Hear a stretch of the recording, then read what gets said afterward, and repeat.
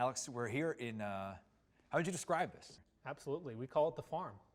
Welcome to the farm. What is it about this space? I mean, you've got all kinds of buildings, you've got all kinds of things going on in here. I mean, what is it about this space specifically that is meaningful to you? I think it's, well, you know, I do still have an apartment in Philadelphia. I moved out on March 13th. I'll never forget the day. That was the day the NBA shut down. Remember that Wednesday? And that Thursday morning, Comcast told us everybody out. And so I came to the farm thinking it was going to be a 2-week thing, thinking it was going to be a 2-month thing. And here I am, still here, still paying for that apartment in the city. I think what it is about here is that I get a lot of work done. I can stay super focused. And it's just like an extreme privilege to just go and take the dogs for a walk. I call this place like a little petting zoo. We have a horse, we have a miniature horse, we have chickens, dogs, cats, the whole nine. Do you even need to walk them? I mean, you kind of just set them free. Well, if you set them free, you never know if they're going to come back. But obviously it's been a constructive place for you because you have started and continued to build what you're working towards now, which is Sporttrade. But before we get there, legal studies and finance at Drexel, yep. Right? At which point you played golf. You've told me before that that is what started sort of your sports betting interest. Take me through that. What was the genesis of the start of that leading up towards this idea? Yeah, so Drexel, I started there in 2013, and I was business law first. I had my first co-op, so Drexel has the co-op program. And I'll never forget my first co-op experience. I walk in the first day, and the lawyer told me, if you want to make money, go into finance. So I kind of put that on the back burner. I signed up for a few finance courses. I was privileged enough to play on the golf team I walked on. And that was my first exposure to gambling. So in golf, you gamble on yourself first. And the next natural kind of iteration is, hey, this guy's got an offshore bookmaker account. And that's how I kind of started to get into sports betting. And at the same time of like learning about, hey, here's how you bet on sports, and it was offshore at that point. So one of our guys had to like settle up on Venmo or however he did it, met up with someone. I'm a little bit too straight edge to kind of straightly engage in all that stuff, but I was on the periphery enough to see what was happening. What does minus 110 mean? What does minus 200 mean? What is a point spread? What's total?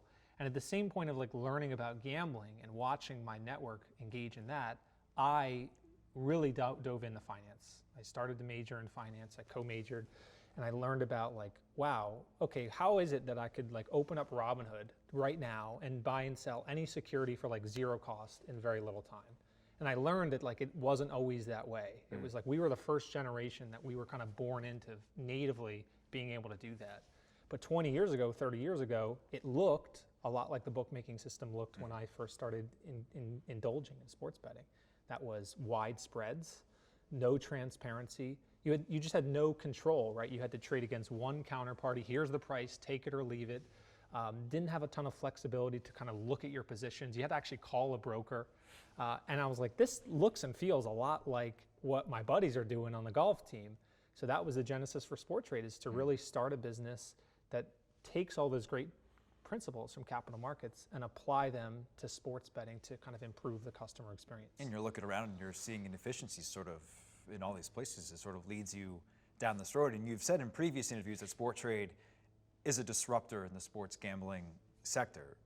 What is it specifically? I know you mentioned a few things. What is it in the industry right now that you're seeing that needs correcting? It's a lot of things.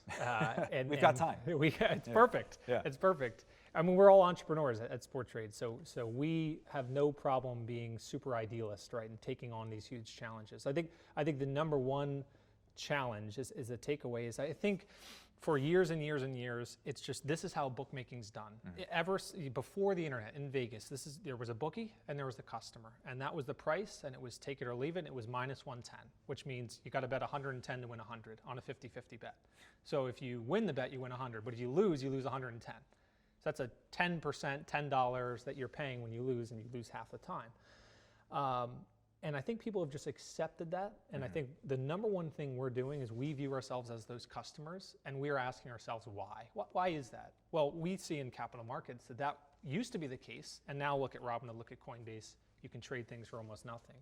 So the idea is kind of rewiring, taking a few steps back and saying, this isn't how the sports betting ecosystem has to work. It doesn't have to be the bookie versus the player. It doesn't have to be the screw the customer mentality, super high fees, no transparency, no liquidity. that is the number one kind of thing we're tackling, is trying to rewrite the industry. Why do you think it's taken this long for anyone to say, why does it have to be this way? Is it just that we have accepted it?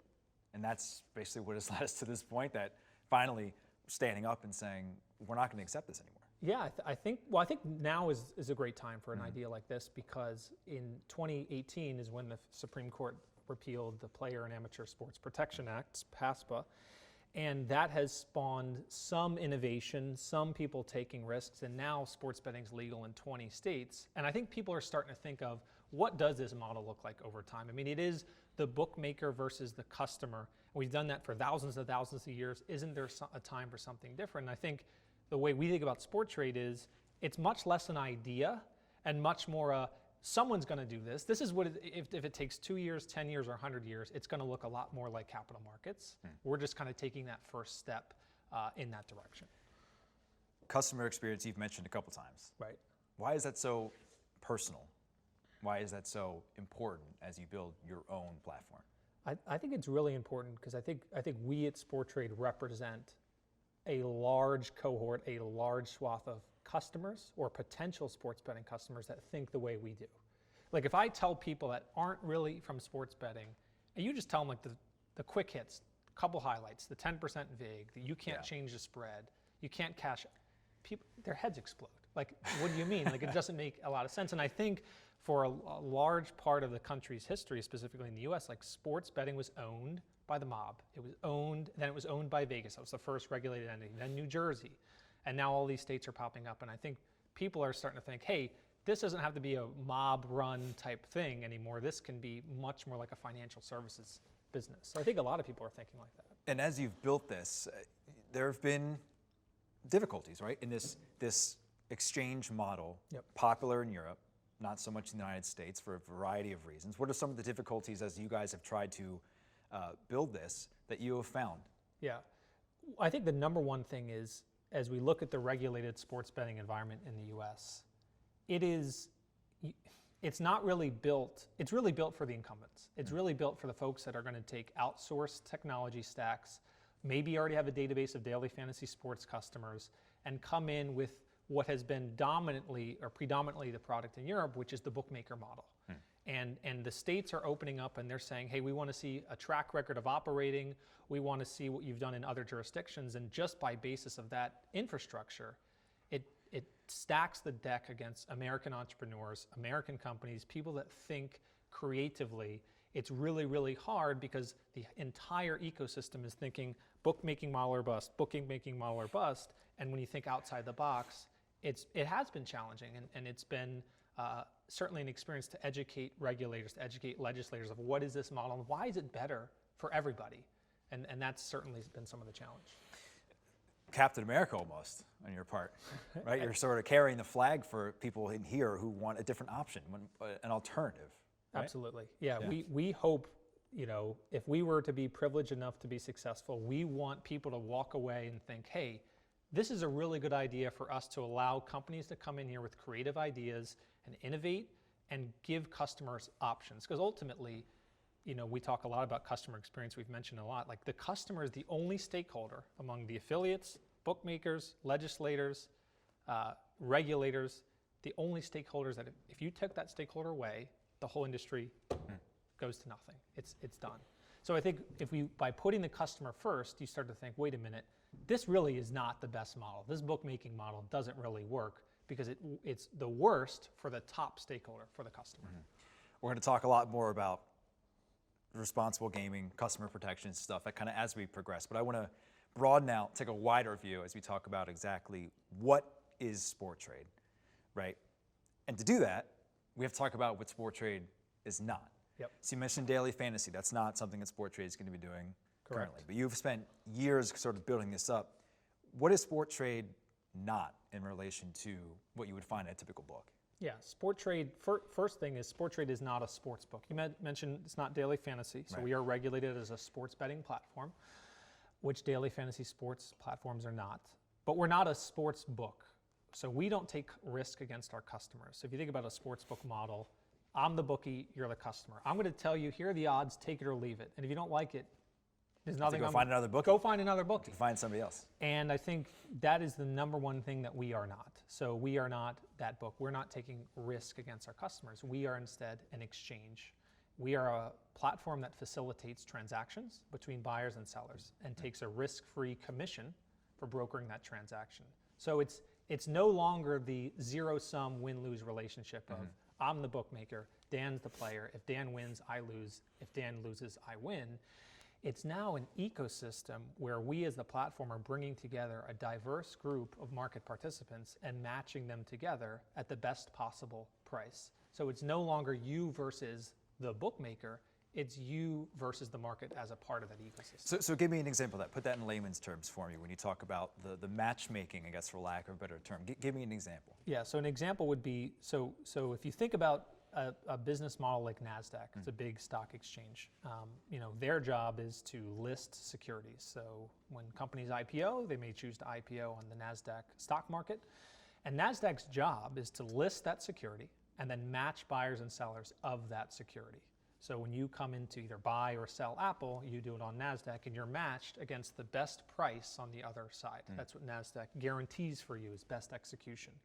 We as Sporttrade, we list sports outcomes, right? So we're not listing securities, we're listing sports outcomes, and the sports outcome may be Eagles to beat the Bengals, right? And then what we match are customers' bets, buyers and sellers of what are called sports contracts on those listed outcomes. And a sports contract is just an instrument that settles 100 if the outcome occurs and 0 if it doesn't. So if you were to think of the Eagles to beat the Bengals, we're going to match buyers and sellers of contracts on that outcome. Let's just say the Eagles are favored to win. Their contract price may be trading $55, right? Now, when you say that, let's back up. When you say that, we're talking about implied probabilities, right? Right. We're talking 0 to 100. So American odds, for those who are have that sort of ingrained in them, throw it out. Throw it out. This is 0 to 100. This is a lot easier to sort of maintain here. For sure. Go ahead. Yeah, I mean, even when I was in college and I had my college golf buddies trying to explain to me minus 110, minus 150, plus 250, I still to this day sometimes get it mixed up. And I watch my network say, hey, I bet this plus 250. No, actually that's minus 250. I would think they were talking about my score. Yeah. I'm not playing. I was not a golfer in college, put it that way. Exactly. Yeah. Yeah. Well, when I started playing golf, I was in the 70s, and now I'm in the 90s. But yeah, I mean, it's a simpler pricing structure, right? It's 0 to 100. So if the Eagles win the game, all the contracts settle 100. If the Eagles lose the game, all the contracts settle 0. And the price, to your point, is equal to the probability. So a $55 contract price on the Sporttrade exchange means that the ecosystem of market participants thinks that the Eagles have a 55% chance of winning. We don't tell you the price, right? As a bookmaker, they say, this is the price, take it or leave it. On Sporttrade, we allow the market to determine that. And how was that built? How do you build a sports betting exchange from the ground up with the customer at the forefront? I think the number one thing, and this has been a learning experience for me certainly, is it's really built very, very similarly to a stock exchange like a New York Stock Exchange, like a NASDAQ. It's the same technology, right? We're buying, we're selling, we're matching buyers and sellers. And the way we've built our matching engine is with some of the really influential key folks that have built the NASDAQs or the CBOEs or the CMEs of the world. Let's get into the nitty gritty a little bit more. Yep. We'll narrow in. How does it actually work? Right. So you're mentioning you're buying or selling contracts, but there are other things you can do within this app as well that mirror the Robinhoods of the world, that mirror some of those other apps you can use in the financial market. 100%. I mean, we really have built this to mirror and look and feel like a financial trading application where you can buy and sell actual instruments of something. And we even think, like the way we pitch it to folks is we're taking that stock market experience, all the craziness, all the engagement, all the dynamicism, and we're putting it into a 48-minute basketball game. We're putting it into, a 9-inning baseball game. So if you think of an example, so we're going to list the Phillies to beat the Atlanta Braves as an example, right? Maybe the market thinks that the Phillies are underdogs. So maybe the Phillies are trading something like $35 or $36. You as a customer, right, can buy contracts at $35, and because our price represents the probability of the Phillies to beat the Braves, it's going to change. It's going to change in real time. Yeah. If a pitcher gets pulled, it might go down. They hit a single, it's going to go up. And at the end of the game, you know, okay, I'm risking 35. That's the most I can lose. And the most I can make is 65 if the Phillies go ahead and win the game. So not only can you trade at the best price, you can trade in and out of positions. So you could buy your contract at $35, and JT Realmuto hits a home run, and now it's trading $55. So think of like a stock market example. You buy Apple, has a good earnings report, it's up 10%. You may want to sell Apple. The exchange doesn't tell you when you can't buy or sell. It's just there to facilitate transactions. And I can do that when? At what point do I get locked out if I try to? That's one of our biggest kind of value adds. Is like if you're used to betting on sports now, if you're using some of the incumbent applications, you may be used to seeing a lock symbol or the gray out. That is not something that you're going to see on Sporttrade. At all? Zero. Not going to get locked out. Well, I mean, think of it this way. Like, can you imagine, and it happened one day in capital markets, Robinhood locked customers out for one day, and the world lost its mind. You can't lock customers out. This is everything against Ended up in front of Congress. Ended up in front of Congress. And you go on a Sportsbook, and you go to cash out of your Phillies bet, and what do you see? You see the lock symbol. I just don't see enough of a difference, to me, between buying or selling or trading on the probability of the Phillies to win or trading on, Apple's share price to warrant this massive rift on how customers are treated in sports betting and everything we've seen to this date, and this unbelievable protection, innovation, transparency, liquidity that we are all afforded by virtue of using something like Robinhood or something like Webull. I think as a user, right, we're talking about the customer in mind. I mean, I can just think of an example, this baseball season, right? You mentioned Phillies and Braves, going on a Sportsbook app and going to all for every single bet you can make there, and then seeing nothing but a lock symbol. So you're saying one of the things that Sporttrade can do is never have that happen, never have that problem. I will be always able to go in and out of positions, trades at any point? Correct. Just like on a stock exchange, but for that one day where Robinhood, for its own reasons, decided to not allow customers to buy and sell. And we saw that voracious reaction of, you can't do this. And I think that's really our target customer, right? Someone that is familiar with day trading, understands capital markets, understands buying and selling. And if they had that type of reaction for one day, for one broker, imagine if, just like you, their first experience was to go and buy the Phillies or bet on the Phillies, and they saw a lock symbol. Like, it just doesn't compute with our generation. Like, it just doesn't make sense. It's not friendly enough, I'll tell you that much. Right. Well, something else too, you mentioned the fluidity of how this is going to move back and forth. Does that mean better prices? Does it mean better odds? Does it mean both? It means it all. So if we think about like that experience of you being locked out on DraftKings FanDuel, right? It's not that on Sporttrade you're always going to be able to transact at a super great price, right? It's an exchange. We do not guarantee the prices on our platform. We simply facilitate buyers and sellers. Now, there's a lot of things that we do, and we'll talk about, to try and make sure that we maximize the chances of you transacting at a really great price. But one of the really cool differentiators about Sporttrade is that, just like on a stock exchange, if you don't like the price that's offered, you could say, well, okay, I can buy the Phillies at $35 and I could sell them at $31 per contract. Well, what if I want to buy them at $33 a contract? Sporttrade is the only venue in the US for sports betting that allows you to do what you do in capital markets for sports. So you can actually ask for a better price, which means that if the market makers, and we'll talk about them, a very important part of our ecosystem in a bit, but if market participants aren't very confident in the probability of a certain outcome, we're not going to bar you as the exchange to say, well, some segment of our market participants don't want to price this game at this point, and now you can't. That just doesn't make any sense, and that is the bookmaker model. Hey, we don't want to take any bets at all, no matter what, and it just doesn't compute with me. We touched on a lot there, and now we're going to round back to a lot of different things that you just talked about. But let's go to market making, right? What is that process going to look like on Sporttrade, specifically towards the end of games and in general? Yeah. So this is something I learned by virtue of trying to build an exchange. Even through school, I felt like I understood kind of the financial system pretty well. And then I said, okay, I'm going to build this exchange. And I sat down on day one and go, all right, well, how does this work? Who makes the first step? Is it the buyer that starts, the seller? A heavier lift than maybe you thought. Oh my gosh. Yeah. Absolutely. Amen. And the idea that I learned very quickly is that there's this massive chicken or egg problem with all marketplaces. Uber had a chicken or egg problem. DoorDash had a chicken or egg problem. Sporttrade is going to have, a chicken or egg problem. NASDAQ and all the stock exchanges, they all have a chicken or egg problem. And how that chicken or egg problem is solved is that there are certain market participants that exchanges work with, and they guarantee to the exchange, like, hey, I'm going to provide liquidity, bid and offer quotes. I'll offer to buy and sell all of the listed outcomes that you list at a certain spread and at a certain depth of liquidity. And by having multiple of these market makers, that's the same model that happens on today's US equities exchanges. If you took the New York Stock Exchange right now, and the New York Stock Exchange went to its market makers and said, you don't have to show up for work today, everyone's 401k would collapse, right? Because I had thought when I first started this, well, the exchanges, there's all of these buyers and sellers in a very peer-to-peer manner, and they're all going to somehow come together and agree on price. And what I realized is, hey, there's times where you have a seller and not a buyer, and a buyer and not a seller.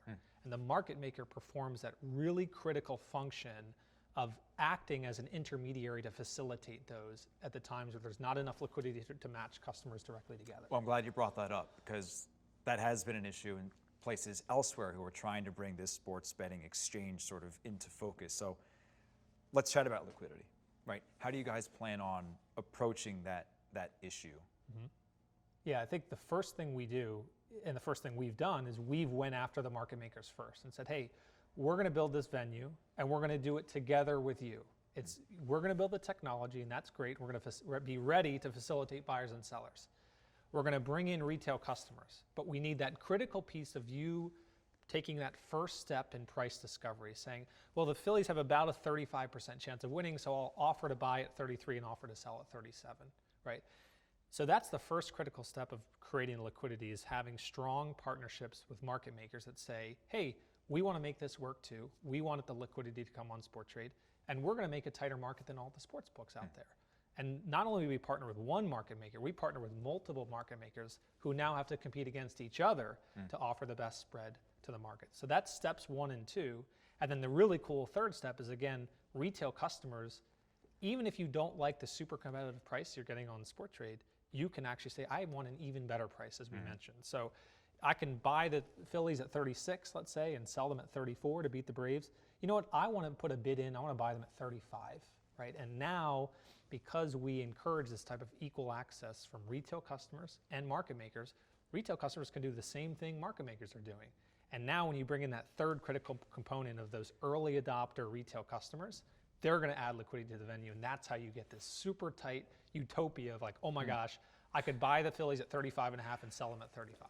And it's an active experience, right? Like, you'll go on social media and you'll see people post about, this person put $75,000 on Gonzaga in the recent national championship game to win, or somebody put $500,000 on someone to win the World Series. And that's cool, right? Don't get me wrong, that's really cool, but I couldn't participate in something like that. Right. So this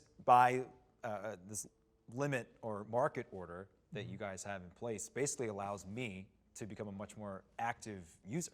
Absolutely. In this experience. Yeah, I mean, you see folks like Darren Rovell and a lot of David Purdom, really influential folks on sports betting, Twitter, and social media, and they'll go out and say, well, for the national championship game, the bookmakers make, Gonzaga's odds or this, or for the women's game, they make, Alabama's odds this. Yeah. And I think, again, our generation looks at that and goes, well, that's great.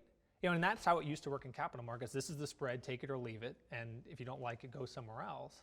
But we now live in a world where, no, we want to encourage that type of equal access. So imagine in Sporttrade's terminology, Darren Rovell were to say, the Phillies have about a 35% chance of winning, and this is what DraftKings is offering, this is what Circa Sports is offering. You as a retail participant on our exchange, you say, you know what, I want to be the American price. I'm going to offer to both buy and sell Phillies contracts at a very tight spread, so that if there's any buyers or any sellers, they're going to match against me. And from your couch, you can participate in that system on level footing, and this is the first platform that you can actually do that. Because again, on DraftKings, hey, I really don't like that minus 110. How about plus 100? Yeah, well, too bad. Yeah, too bad. Not happening. Just quickly to liquidity, right? You talked a little bit about how you want to continue to build this up, but that has to come from offering things that people will actually bet on that aren't too exotic to start, right? Absolutely. Yeah. Absolutely. I think one of the principles we have, and again, this goes back to me and us as customers, it's just not very comfortable if, to be offered a bet to say, okay, I'm going to bet $100 to win $100 on some outcome, but not be in control of that until expiry, until it settles. Like, okay, as soon as you bet it, it's gone forever. It kind of feels binary. It's almost like, could you imagine if your stock brokerage said, oh, okay, you bought Apple stock, you can't sell it for 3 weeks. It just doesn't really compute. So I think what's so unique about what we're doing is like we want to make sure that when we list these outcomes, Phillies to beat the Braves, over 9.5 runs, Ronald Acuna to score the first home run, like we want to make sure that you can actually trade in and out of that the entire game. So you're right, we're going to start on spreads, money lines, totals, and then any other instrument that we offer, our number one criteria is, do we feel like a retail participant can trade in and out of this bet until it expires? And if we don't feel confident that that's the case, we're not going to list it, because we don't want a customer feeling, wait a minute, the whole thing with Sporttrade is I could buy in at this price and the probability change I could get out. We don't want a customer feeling that that's not the experience they're getting. As an exchange, we aren't telling you where or not you can place bets. And DraftKings does that, right? They say and they're willing to take the risk. And in order to take the risk, they have a super wide spread. So that's how -110 came to be, bet $11 to win $10, is because they're holding the risk. Is if Dan wins, DraftKings loses, and vice versa. And we're all very happy. Yeah. Yeah. Well, one of us at least. Yeah. Well, just don't bet where I'm betting. Bet the opposite. You could be a winner. It's never been my forte, betting itself. But I think where better pricing, better odds comes in is like, if we look at the capital markets and you look at, there are market makers on today's exchanges. And what's a really interesting and telling stat to me is that roughly, as a rule of thumb, for every $40,000 a market maker trades, it takes them $1 in trading top line revenue. So $40,000 won. You compare and contrast that with, in New Jersey last year, for every $100 wagered by customers, Sportsbooks kept around 6.6. So you're looking at a massive divergence in price sensitivity. And what we are doing as Sporttrade is we're bringing those market makers that are used to the $40,000, $1 paradigm, and we're introducing them to an ecosystem where they're going to be very, very, price sensitive. They're going to offer very, very good prices because they're used to only making $1 for every $40,000 traded. So when you bring those types of participants into Sporttrade, that's how customers get better prices, better odds, is because they're matched up against market makers that are going to compete against each other to provide those bid-ask spreads to the customers. Getting back to what most bettors are probably used to, which is American odds, as opposed to implied probability. The first thought that comes to mind for me is, well, why wouldn't you just take an underdog, right? Think about Super Bowl 51, right? You have the Patriots, you have the Falcons. If I'm sitting there as a bettor, just as an example, and I see the Falcons score in the third quarter, now it's 28-3, but I'm thinking it's Tom Brady, it's Bill Belichick. At that point, it's 5 Super Bowl wins, right? Why wouldn't I jump on the Patriots at that point? So in that example, right, to make it easier for people to understand, where are the Patriots priced at that point? Like 7, 8? It's a really good question. I think one of the reasons we're going after the 0 to 100 probability is people just automatically think, what's the win probability at this point? I mean, my gosh, they're down 28-3. They must have maybe a 1% chance of winning. So percent equals dollar, so $1. I mean, think about that. It's worth it just to throw it on there just to see what happens. Just buy 10 contracts at $1, and obviously we know how that game ended up. But the volatility, because as you remember, not only did the Patriots come back and win that game, but there was a point in time where Julio Jones had that incredible catch on the sideline, and you thought just for a brief second that the Falcons were going to save it. Just imagine the volatility of, okay, the game starts, the Patriots are favored, the Falcons take this huge lead, the Patriots are probably trading $1, then slowly but surely, here come the Patriots, and then the Falcons make that play, and then obviously the Patriots win. That would be like a perfect example of why we chose this 0 to 100 framework. I mean, no one wakes up and says, well, I'm going to bet the Patriots when they're down 25 points at plus 10,000 and then sell it when it gets to plus 5. It doesn't make any sense. Right. You think, oh, I'm going to buy them at $1, and then they're going to go to 50, and I'm going to 50x my money. It's just easier to think that way. And because you can get out at any point, even if they don't come back and win that game, if you time it right, even though you technically lose that that bet, you've still made money. Still made money, exactly. Yeah. I mean, it brings in a whole new aspect to this, which is you no longer have to say, here's what I think who's going to win. Like Oral Roberts would be a great example of this. Not too many people are going to think Oral Roberts could win the national championship from this past year's March Madness. But to start the tournament, you have to think they're probably 10, 20 cents, so 0.1, 0.2% to win. What Sporttrade allows you to do as a customer is say, I'm going to buy 100 contracts at 10 cents. I'm going to pay $10 on Oral Roberts.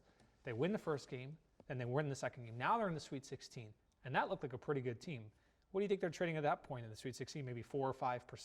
So if something you bought for 10 cents is now trading $5, that's a perfect example. If you don't have to be right in the long run, you just have to pick. It's all about timing. So you could 50x your money in a span of a couple days, and by the time you sell out, you can just watch that game and enjoy because you are no longer betting on Oral Roberts. I hear all this, and my first thought is, why doesn't this exist? Why hasn't this been an option for bettors? So considering everything we talked about before, which was the difficulties in bringing this sort of model across the ocean to the United States, why now is this the right time for this model? Well, we talked about the regulation being one reason why. People are really starting to think, hey, is this bookmaker versus customer model going to last forever? Which it's not. We are just hopefully accelerating the degree to which that changes and margins shrink. We increase transparency. We talked about all that. I think one of the huge dominoes that's fallen, if you look at European exchanges, they kind of feel like pre-Robinhood brokerages, like really hard to use, very niche, attracted a very sharp betting audience that understood the value proposition of better odds and I can trade in and out of this. But it didn't have the usability features that Robinhood, Webull, and Coinbase do so well. Oh, you want to buy Apple? You want to buy $100 of Apple? Press this one big button. It's so easy a kindergartner could do it. And I think we are thinking about how to simplify that experience that is exchange trading into something that feels more native. And I think Robinhood has proven to us that you don't have to be an exchange nerd to benefit from all of that. You know, you can build a UI that looks and feels native and say, okay, I'm just going to buy my Oral Roberts, 10 cents, buy, oop, it's trading $50, I'm up 5,000%, sell, done, easy.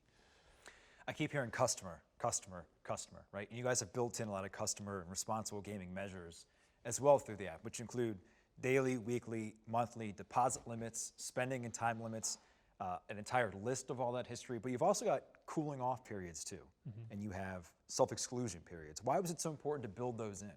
Yeah, it's not only is it important for us to build those things in. Again, I see myself as a customer of this. I wish I could use it for regulatory reasons. I won't be able to use it. So I suppose building it's like the next best thing. But because I view myself as a customer, because so many of our teammates view themselves as customers, people that already bet on sports right now, I think we're thinking about, we want to make sure customers enjoy this. We're going to make this as easy to use as possible. That doesn't give us a pass, again, to kind of put the customer on the back burner. We want to make sure that it's crystal clear for customers that when you sign up for Sporttrade, this is an entertainment product. This is not a product to surefire make money, right? That's misleading. And we want you to use this product enjoyably and safely. So bringing those features to the forefront is what's going to differentiate us. It's not that DraftKings or FanDuel or whoever doesn't have cool off, doesn't have self-exclusion. I just think that there's been less of an emphasis to this point on making sure that customers are enjoying products safely. And I think by taking that first step and saying to a customer, you're going to enjoy our product safely, I think it's a way to differentiate. Why is that the case? Is it because sports betting in some circles is viewed as a vice? I think it is. I think it's one of those things that as people start to think about it, it's just going to make sense that you just probably want to treat the customer with the highest level of respect and protection. I think it's slightly generational. I think that this newer generation is thinking more about sustainability and responsibility, and I think it doesn't mean they don't want to be entertained. Look at what happened with Reddit and GameStop and all that trading. I think it's just more about they want to know that they are being protected, and I think that really resonates with maybe the younger generation. And I think we're not going to be the only company that treats customers like this. I hope we start a movement of companies that looks at what we're doing and say, hey, maybe we should, like if a guy's deposited $20,000 in the last 2 weeks, maybe we should reach out to that person and make sure that this person knows that it's an entertainment thing, not a surefire way to make money. Seems like a pretty natural transition to the future of where this industry is going, sports betting specifically. And I feel like I know the answer to your question, but what is the future of sports betting in the United States? Does it look like Sporttrade and then some different variables of that? In your opinion, where do we go from here now that for lack of a better term, the floodgates are sort of open at this point? Mm-hmm. Yeah, well, so more states are going to legalize. Mm-hmm. There's going to be probably about 35 states that are going to have legalized, regulated sports betting options. And I don't think the bookmaking model is over. I don't think the bookmaking model will ever be totally disintermediated by this concept of the exchange. And I don't think we have to look any further than the capital markets, where you do have very vibrant, super successful and important exchanges like a NASDAQ, but you also have a single dealer platform, which is kind of like a bookie, where it isn't really an exchange mechanism. It really is the single dealer versus the customer. Now that customer does enjoy a ton of customer protections that he or she isn't currently enjoying in sports betting. But I think the future of bookmaking specifically is probably more of these super micro bets, short-term things, player props, where the exchange may not be able to list, as you said, all of these exotic products. We want to make sure that we're focusing liquidity in what matters. And I think the bookmaker that's going to succeed in the day two of regulated sports betting in the US is the one that's going to shift and say, okay, I really don't own the game on spread, money line, totals anymore because I can't offer that price. But what can I do to get more eyeballs? And I think that's the great thing about an exchange is it's going to force folks to think creatively and say, where do I fit into this ecosystem where the exchange is really now a big part? If I'm watching this on my computer or wherever, if I'm on YouTube, hey, hello, thanks for watching.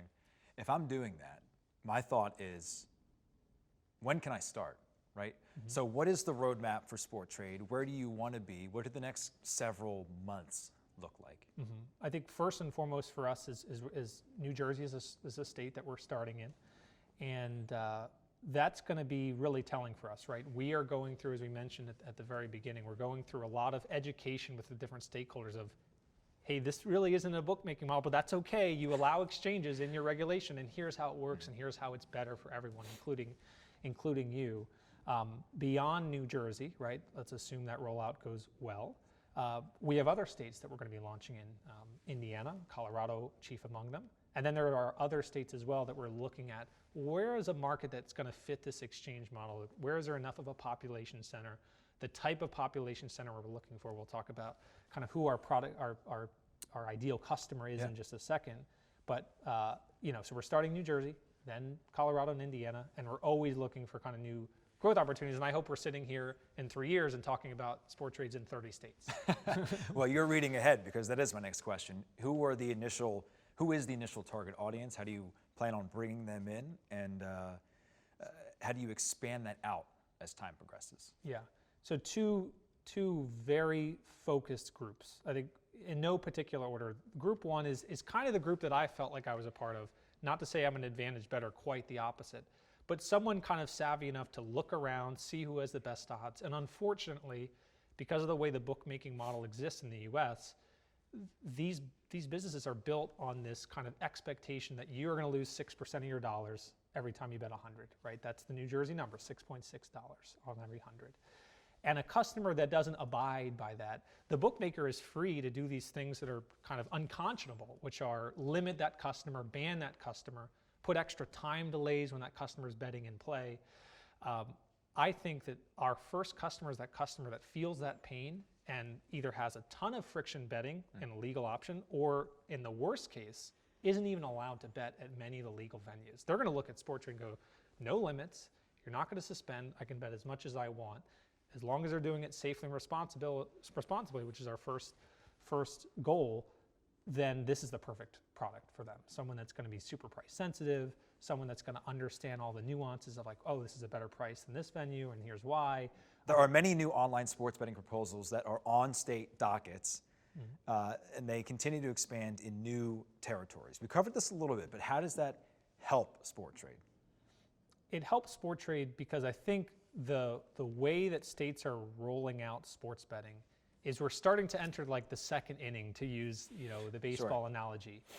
at first, regulators were kind of thinking, what is this? I want to make sure that nothing, grotesquely illegal is happening on something that I'm regulating. And I think states now are taking a view at what New Jersey has done, what a state like Mississippi has done, and maybe a state like Michigan, and saying, what is the best model, right? I'm going to regulate sports betting in my state. And I think what some of the states are doing, which is really interesting, is they're starting to consider a more open, competitive framework where they're saying, hey, maybe you don't have to partner with a casino to offer sports betting in my jurisdiction, whether that's a state like Maine, Maryland, Georgia, North Carolina. There's some prime examples. And I think that's really good for the customer, because the more competition in a certain state, the more options, the more free bet bonuses, and I know we all love those, the more competitive the pricing, and the better the liquidity and the optionality for the customer, which at the end of the day is the constituent that is voting these legislators in office to craft these bills. And I think that just gets lost in the translation way too much of like, hey, again, this is the stakeholder that matters. This is the stakeholder that we have to represent. So I think that's where we're seeing the kind of shift in legislation, is especially these states that don't have casinos in their state. They're thinking that the best option is to have operators apply directly with the state to obtain a license. And we really like that model because it goes back to what we were talking about at the very beginning of all this, which is it'd be really great if we could encourage more participation from entrepreneurs and American companies to say, here's the way we think sports betting could best be rolled out. Because who knows? What is the answer? Right. Ultimately, the customer is going to decide. So let the customer decide. Don't have the regulator decide. Don't have the casino decide. Let the customer decide what they like best. We've also seen increasingly with the VSiN deal with DraftKings, a merge of not only books, but also content creators, and in many ways, media outlets, in the case of VSiN. Reportedly, a deal done, no numbers are in there, but potentially up to as much as $100 million. Your thought on the consolidation of content creators and sportsbooks and deals and the like? Yeah, I think there's two things going on there, and I think that DraftKings VSiN deal speaks to two things. I think the first thing is, if you're a sportsbook, you're looking around and you're seeing a lot of products that look a lot like you. And there's only so many bonus dollars that you can do. That's how you gain customers. How do you keep the customer? I think sportsbooks are looking at content as that next phase of trying to keep the customer engaged. So I think that's a testament to what the VSiN, by all accounts, like an incredible team has been able to build. It's like this unbelievable ecosystem of people that were really interested in sports betting. And VSiN started before the repeal of PASPA. So they took this incredible bet led by Brent Musburger and his son to say, we think that more than just folks in Vegas want to hear about what's going on in sports betting. And it was incredibly well timed and an awesome exit. I think the second thing having to do with that, which is maybe an area where I have a little bit more of an issue, is it brings the question of like, okay, if DraftKings owns the content creator, and the content creator is telling you to place bets one way or the other based on on-air analysts or experts, but DraftKings is the one taking the risk against the customer, it's kind of a little bit nebulous for me. I think the better way to approach it is you have a lot of retail brokers today, whether that's Robinhood with Robinhood Snacks, TD Ameritrade does this, Schwab does a really good job of this, of encouraging education and interactivity among the network of their users. But the reason I like that model way better is that when you trade on TD Ameritrade or on Schwab, you're not betting against Schwab or Ameritrade. So there's no perceived conflict of interest. I'm not saying there is one, but there is that the perception exists that when they're talking about odds and they're talking about specific markets, they're using their odds and they're using their markets. Right. I mean, if DraftKings through VSiN, which they own, is saying, we think that this is a really good bet, it's like, well, wait a minute. If it's a great bet, why haven't you moved the line? Right.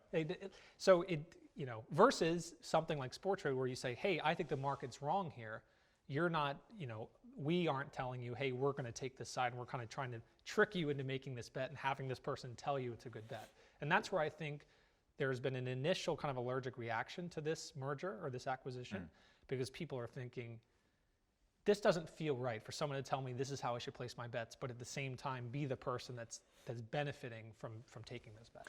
So AresX decides to drop their proposal for NFL's futures contracts before the CFTC could strike it down. And basically their contention was it didn't prove it could help firms hedge against commercial risks.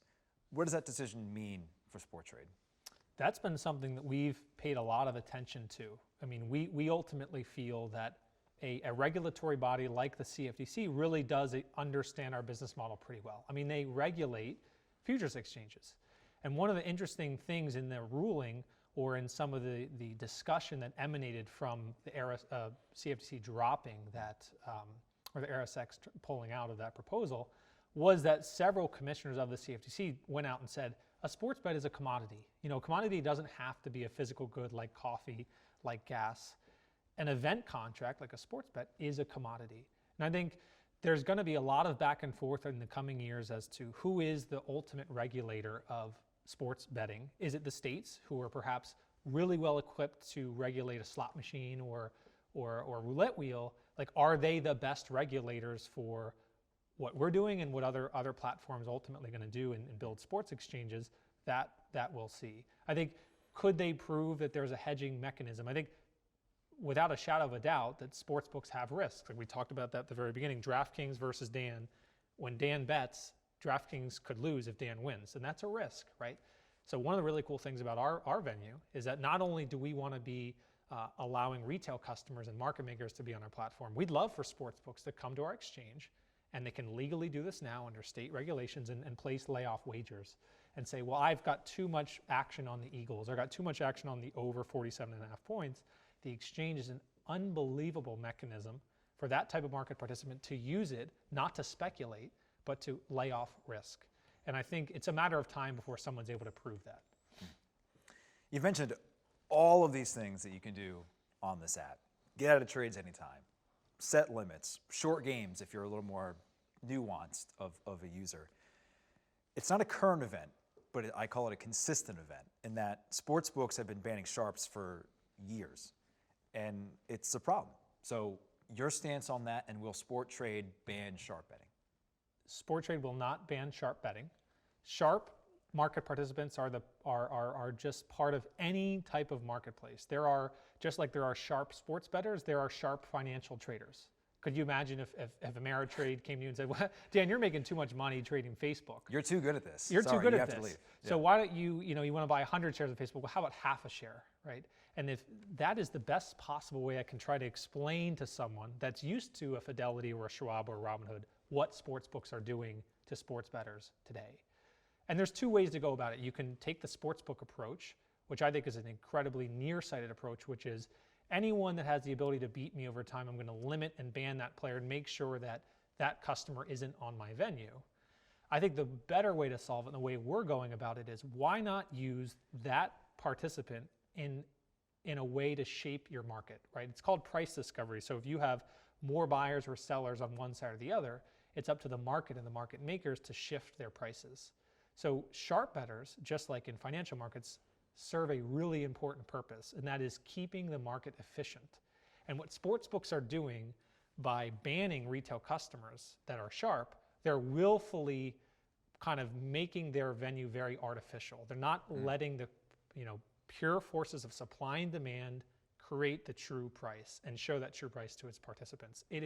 They're just stopping it short and saying, if you're winning, we don't want you. And they may not ban you, but if you're used to betting $1,000 and then they offer you to bet $20.12, I mean, that's almost as bad as a ban, because someone that's used to betting $1,000 isn't going to spend the same time and energy betting $20. So Sporttrade doesn't ban customers. Instead, our marketplace accepts those customers as a very important part of our ecosystem, make sure that we're staying super efficient. Sports betting for all. Sports betting for all. I want to go back to what we talked about a little bit ago, which was who you're initially going to target. You mentioned people who are interested in the financial markets, people who have experience now on different financial apps. Bring that into sports betting. But there's more to that too. Absolutely. I think we've looked at the last 12 months and said, we've always felt that there's this really strong connection to the folks that are maybe betting on sports or interested in betting on sports, and those that may be taking short-term risk in capital markets, whether that's buying a cryptocurrency or buying call options or put options or buying securities themselves. And I think when sports shut down 12 months ago, I think the world saw, hey, where did all these spike in brokerages sign up come from? Well, maybe It's because customers can no longer bet on sports and they're looking for that next natural outlet. And I think you look at a platform like Robinhood, Schwab, Fidelity, they all year over year spiked incredibly in the second quarter of 2020. And I think that's why. And you look at a following like Davey Day Trader, right? Someone that was a sports bettor, and then overnight he's buying, Hertz, and he's buying GameStop, and he's buying all these things. And his audience, it's something we're really interested in. Like, his audience are not avid bettors. They're not Right. price sensitive individuals. They know how to trade on capital markets because they've been able to use something like Webull or Coinbase that have made it so simple to buy or sell. So our product isn't just for that customer that may be super price sensitive and understand that value proposition. It's also for the customer that understands how to buy and sell anything and can take those skills and those principles that they've learned in capital markets and apply them to something you can actually see. So if you buy Apple and Apple goes up 7%, you kind of have to think, why did that happen? But if you were to, our Phillies example, you buy the Phillies at $35 per contract, you're going to see the home run that moves the price from 35 to 55. So it's a little bit more of a real world, applicable, you can touch it example of seeing what you're trading on. And I think that's going to be immensely popular with retail customers. And they don't really care about the better pricing, better odds. They're going to care about, this is exactly what I do on Robinhood or Fidelity, and that is I can day trade this game. And like you said, put it within that 60-minute football game, put it within that 48-minute basketball game. You're condensing the entire experience of a day trade in a confined box, basically. Yeah. And that's something that's really resonating with folks. And when we're pitching the business, it's like, we don't, depending on who we're talking to, we really think about what is the USP that's going to really make this customer want to use this application. And a lot of times it's like, hey, you can actually trade this, and the price is the probability. And at the end, it's going to $100 or it's going to zero. So Miami Heat score a three-pointer, they just went from 65 to 72, let's say. And that's really engaging for folks, because imagine seeing a real-time ticker like you may see on CNBC for all these stocks and options and cryptos. Now you could do the exact same thing, but for sports. Let's talk data. How's Sporttrade going to use data?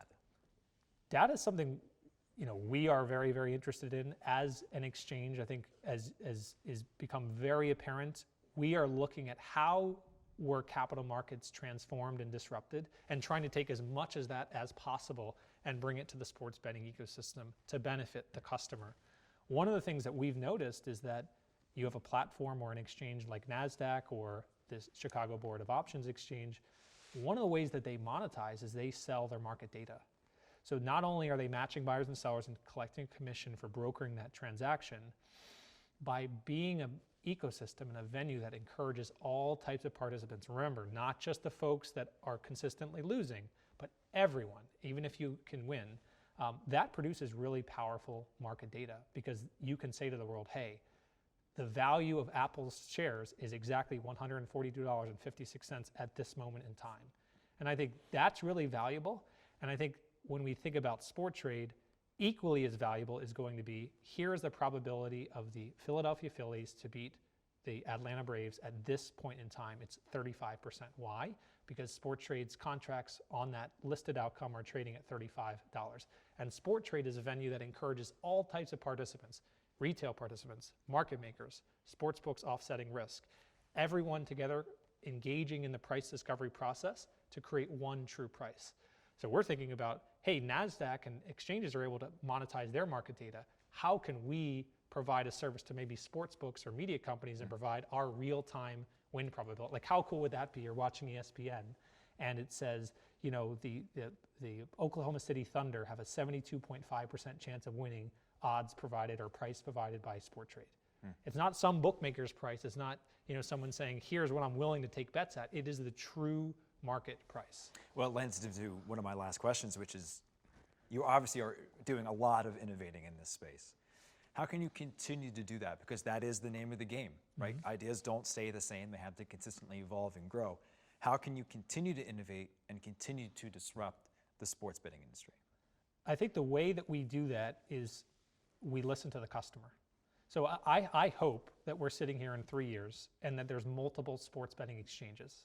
I hope that there's many avenues for customers to transact on and get the best possible price. Again, we think about what has happened in capital markets, what do customers like? We think about what do sports bettors like? There's really interesting things like parlays that we're not initially going to be able to do, but through the same technology that we're building our sports betting exchange, we're going to be able to power parlays at a certain point. And it's really on the product team and the marketing team to really interact with the customer and understand what does the customer want. And that's a process, like myself personally, I'm very interested in engaging and just talking to customers and saying, okay, you like this product, what do you want to do next? Like, how can we use technology to further your customer experience? As long as you're doing it safely and responsibly, I think we're always going to be one step ahead of the curve relative to bookmakers because they're relying on outsourced technology. So they have a good product idea, they go to their outsourced technology provider. Do you really want to tell that provider that idea? Because that provider also powers your competitor, and now your competitor is going to get that great idea. So staying one step ahead of the curve is essential, and I think the way we do that is listening to the customer. So there are a lot of things that differentiate Sporttrade from the rest of the sports betting pack. What are they? Where to start? No, I think number one is, and I think this is an experience that a lot of customers struggle with right now, is always on in-play betting. So I'm going to paint a scenario for you. You're watching the Eagles game and you're ready to place your bet and it's in play, and you get those dreaded lock symbols, right? So gone are the days of the lock symbols. On Sporttrade, when you trade on our exchange and you're placing bets, we don't lock you out. This happened for one day. You know, Robinhood locked customers out for one day and everyone lost their minds. And it happens every day, every game, on every sports betting app. So the differentiator number one for us is that we do not lock you out. You are on a marketplace where you always have the ability, as we said, to place a limit order in the book. We're not going to decide when you can or can't trade. So to think about an experience of not only can you place bets all the time in play, you can cash out of those bets all the time in play. You don't have to try and time when the cash out button is going to change or go away or the market disappears. Always on in play betting. Better odds, better pricing.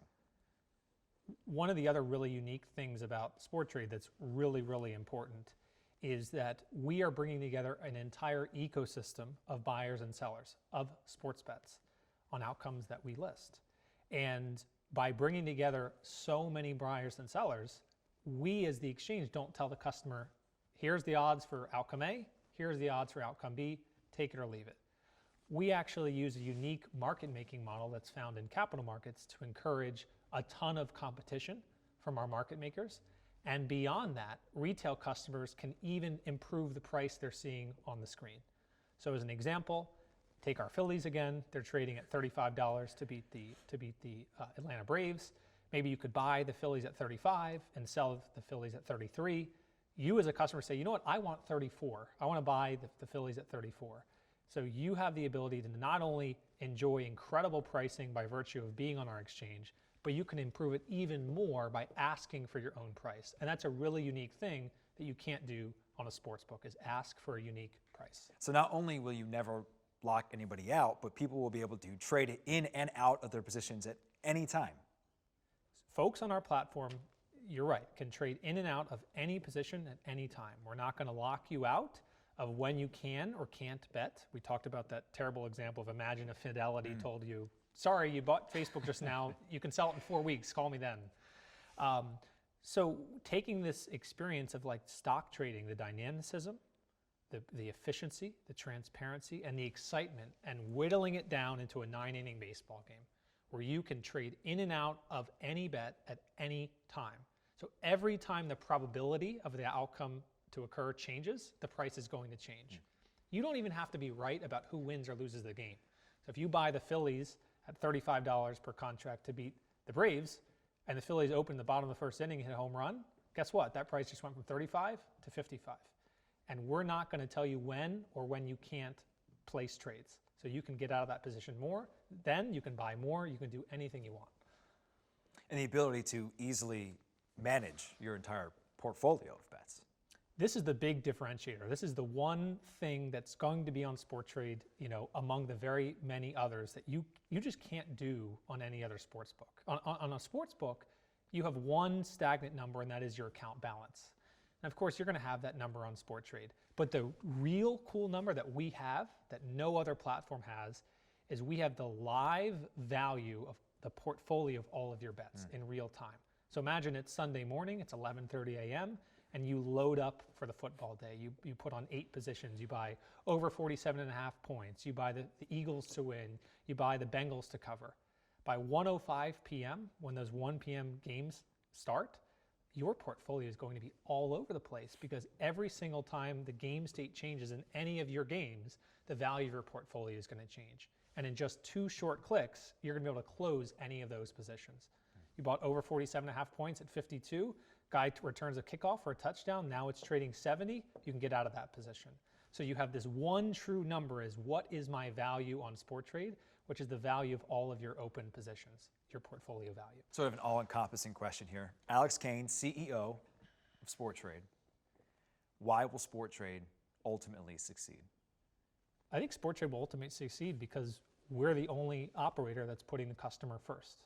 We view ourselves as users of this, as sports bettors. And we know, we think it's just a natural conclusion of all this, that this industry is going to look like the financial services industry, that the customers are going to be able to have that same protection, liquidity, transparency, and equal access. We're the first to do it. I think there's going to be a big first mover advantage to all that. But we're doing it because it's the right thing to do. And it's the right thing to do because we're putting the customer first. That's why I think Sporttrade's going to be here for the long run. Alex, thank you. Absolutely. Really enjoyed it, Dan. Yeah. It's awesome.